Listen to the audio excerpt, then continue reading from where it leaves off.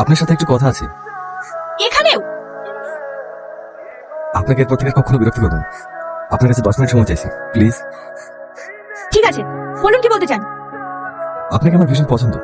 আপনাকে আমি বিয়ে করতে চাই। আপনি আমাকে চিনলেন না, জানলেন না, হুট করে বলছেন বিয়ে করব? আমি সব জানি। মানে? আমি বাবার মুখ থেকে সব শুনেছি। আপনি একজন বিধবা, তাই তো? হ্যাঁ, এটা আপনার কোনো সমস্যা নেই? না, নেই।